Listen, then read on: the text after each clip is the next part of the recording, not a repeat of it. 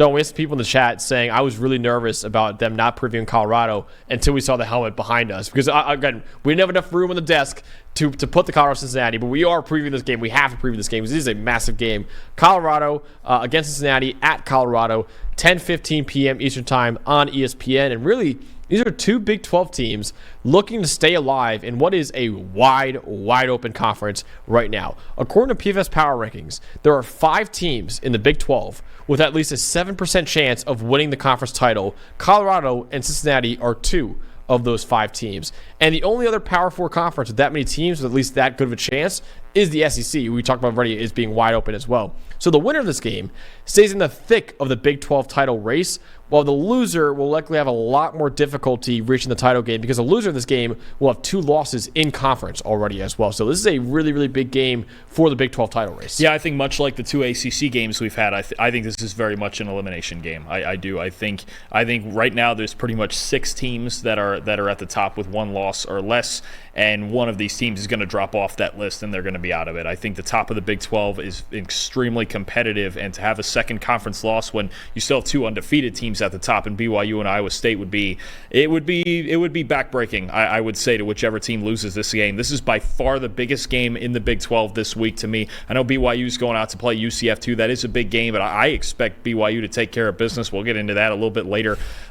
This is the biggest game in the Big 12 to me this week. I just think you have 2 even teams. Cincinnati's kind of upstart. Colorado continues to get better. It's going to be a fun one. Absolutely. So, Don, you have the Colorado offense in this game. What should we be looking out for when they have the ball? So I think for me, it's not so much a matchup really as I kind of wanted to get into just what this Cincinnati defense is, because this is the first time we've had Cincinnati this year, right? And they've been kind of upstart. They're 5-2, and I think it's the same old story with Colorado on offense. If they protect Shedeur and he can make the throws, and Travis Hunter's healthy and all that stuff, okay, cool. It's really more about the matchup of like they're playing a different type of defense this week, okay? And Cincinnati's new defensive coordinator, Tyson Veit, all right, he came from Iowa State. He was under Matt Campbell for a long time, so he brings that Iowa State kind of unorthodox defense where it's 3 down defensive linemen. You got a nose guard and you got 2-5 techniques, and you're dropping 8 in coverage all the time, and it's really a defense meant to prevent big plays and make tackles in space with so many athletes on the field, right? They blitz at the 3rd lowest rate in the entire FBS. They run the most plays in the nation, dropping 8 players into coverage and only sending 3. So They don't blitz a lot. When they occasionally do, they'll get in cover 1 and try to man up. I don't think I expect them to do that a whole lot in this game with Colorado's weapons. I mean, we talk about Hunter and Wester and Horn and all the guys we always talk about, Will Shepard, right?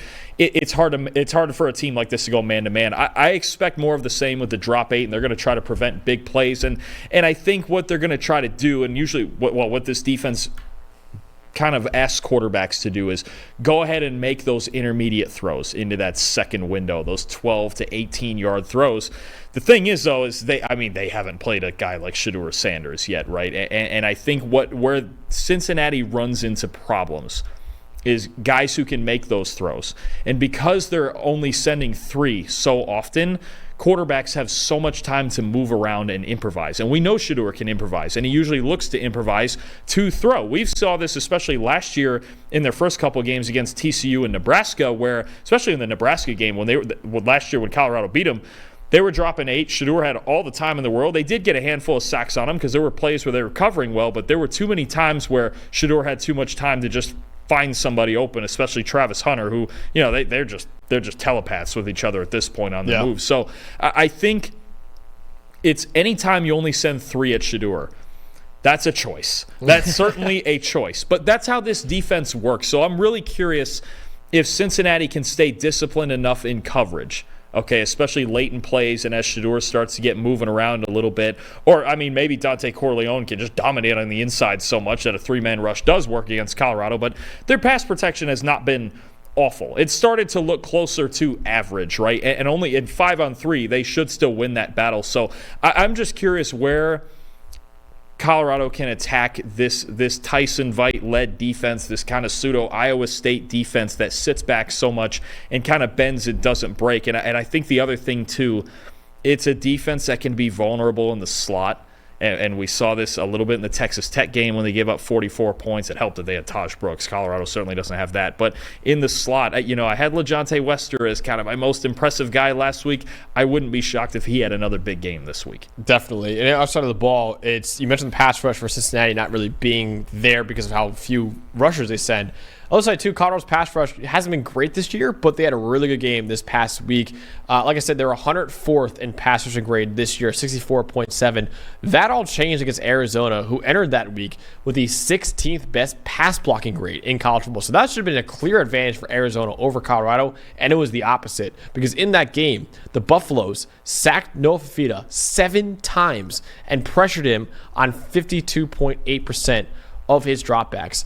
If they could be that effective rushing the passer this week, it should have a lot of success against Brendan Sorsby because he's performed really well when he's not under pressure. He's his 22nd best grade in the nation when not under pressure with a 90.2 passing grade. He's far worse when he is under pressure, though. He's a 48.1 passer rating under pressure. That's 80th in college football. So you're talking about a top 25 quarterback when kept clean and like an 80th, like a below average quarterback when he's under pressure. I will say, though, Cincinnati has been really solid in protecting Brendan Sorsby, which is why they're 5-2 probably right now. They're 35th in pass blocking grade as a team with a 75.8 pass blocking grade. So if they're able to give him time, he should be able to find Cincinnati's talented stable of pass catchers. Right now, Cincinnati is 17th in receiving grade this year. So they have players in that receiving core that Colorado should worry about. But if he's under pressure, then Colorado has a distinct advantage over the Bearcats. But if he's kept clean, then maybe he could kind of keep up a little bit with Shedeur Sanders. Yeah, it's kind of this Bearcats run this balanced ball control thing. So think back to the Kansas State game where K-State is ball control, but it's all run game, right? They're running every different run look at you. Cincinnati, they're going to run the ball with Corey Kiner. He's a good back. He breaks a lot of tackles. And Brendan Sorsby really kind of works. He doesn't throw a whole lot of deep balls. He works kind of within this 10 to 15-yard bubble. And I believe right now he is the second highest graded passer in the country on throws under 10 yards. They want to move the chains. They want to control time of possession just a little bit at a time with the passing game kind of added in too. They play a very workmanlike style of offensive football, and I'm curious how Colorado responds to that because, just like they don't want like it happened against K-State where they start losing the clock and they lose the pace of this game. And Cincinnati, in their own way, wants to control the clock. Absolutely. So, Dolan, you are rocking a Cincinnati shirt right now, a Skyline Chili shirt, which is obviously famous in Cincinnati. Is that a teaser for who you're picking in this game, or will you ride the Buffaloes? The fun part is I got this shirt because I saw a clip on Twitter.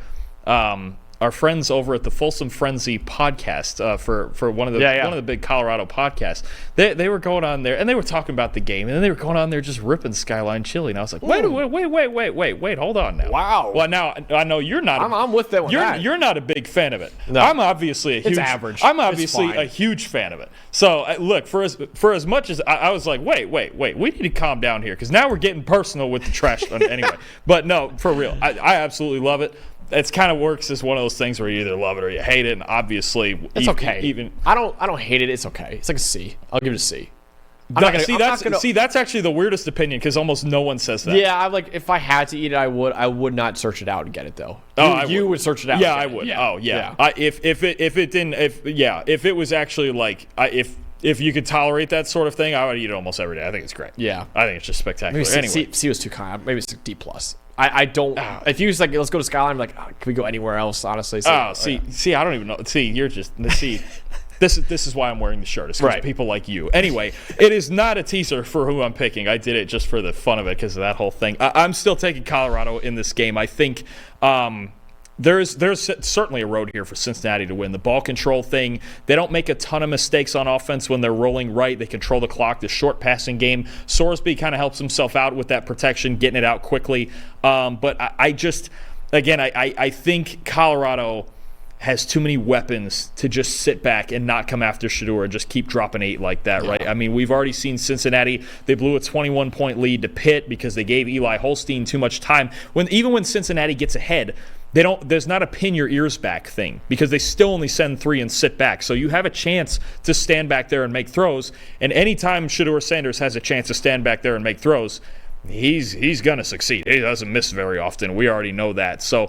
I think I wonder if they change it up on defense a little bit. I'm assuming probably not. Yeah. Certainly not to go man-to-man against this crew. I don't think Cincinnati has the tools to do that. They need to control the clock on offense. I think the one thing I worry about with Colorado is they're still obviously pretty one-dimensional. Run game was a little better against Arizona last week, but running inside on the Godfather might not be in their best interest. I've got Colorado 31-24. I think Shedeur makes enough of those intermediate throws, finds enough points, establishes themselves as one of the 4 or 5 Big 12 contenders. Yeah, definitely. I got Colorado as well, 33-28. I think it'll be a little more high scoring. It could be a high scoring game overall because I do think if Colorado's pass rush is not the best, and say if Travis Hunter, I know Deion said that Travis Hunter is good to go now, and maybe he will be playing his full allotment of snaps, but if he's not playing all the defensive snaps, then I think Cincinnati has an opportunity there to take advantage of that secondary a little bit, not fully. Well, I wonder though. I've wondered about this the last week and a half or so. Again, is that expanded role maybe of one? Is it more as a receiver? Because Colton Hood's got an interception in 2 straight games. I mean, the backups have filled in well in the spots that Travis Hunter's been out. And I feel like this might be a game where I might want him on offense. I think they have enough on defense that they don't have to play him every snap when if he's still not 100%. Now, if he's 100%, that's Travis Hunter. Whatever you want him to do, you can just have him do it. I'm not complaining about that. But you still want to avoid maybe taking some unnecessary hits. If they can survive in the secondary, I might play him more on offense. All right, that's interesting. I think it could be used either way because I think Cincinnati's receiving core is pretty good. And Brendan Sorsby, when he's kept clean, has been a really good quarterback. So the key is to get pass rush on there. I don't know if they're going to have the same pass rush, but I still think Colorado has the advantage. I think Shedeur Sanders is easily the best quarterback Cincinnati's played all year and easily better than what Cincinnati's got right now. So I got Colorado winning this game 33-28 and establish himself as a legitimate Big 12 contender.